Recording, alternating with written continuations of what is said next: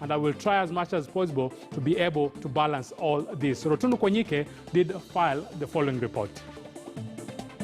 On May 19, 2019, a spontaneous athlete, 23-year-old Emmanuel Rotich rightfully earned his education merit at Tulane University in New Orleans after graduating with an undergraduate in architecture and now a Master of Sustainable Real Estate Development, a feat he does not take for granted considering the hours and toil he put in. I did architecture for my undergrad, and then ahead I did a minor in real estate that got me doing the master's in real estate.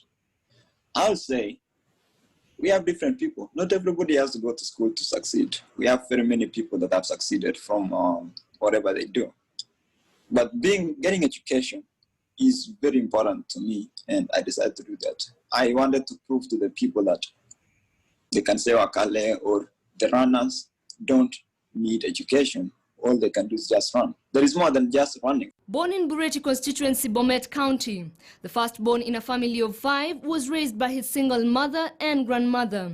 He attended Kaptien and Kiptiget Primary School before proceeding to Kaplong High School and eventually Tulane University in 2015 on a track scholarship. I decided to run professionally or seriously after high school.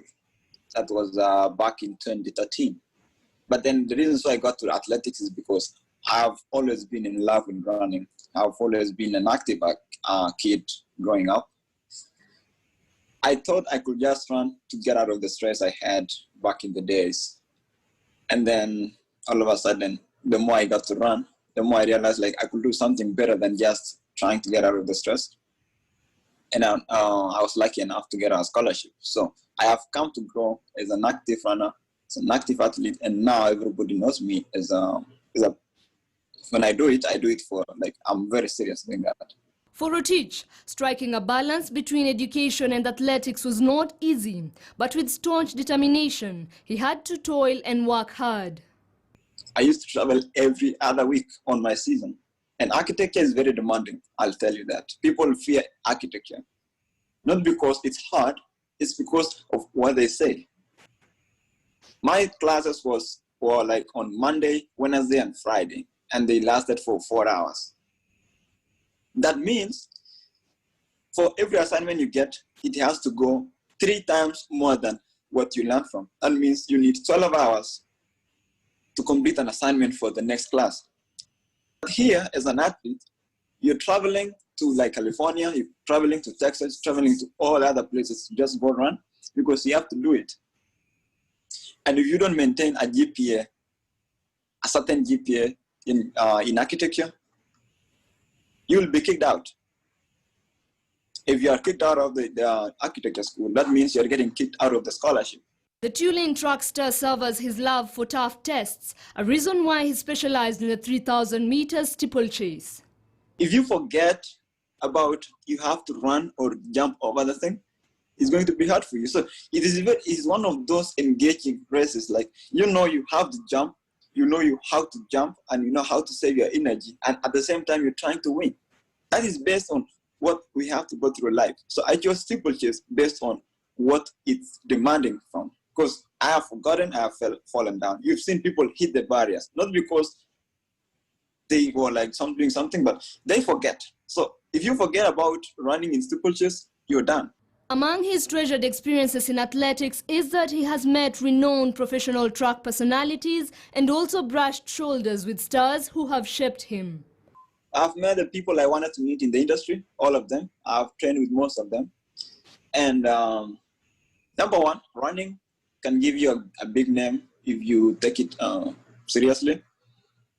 At the same time, it gives you, it has introduced me to the most amazing people. And you can make money. I've made money from running, which is great.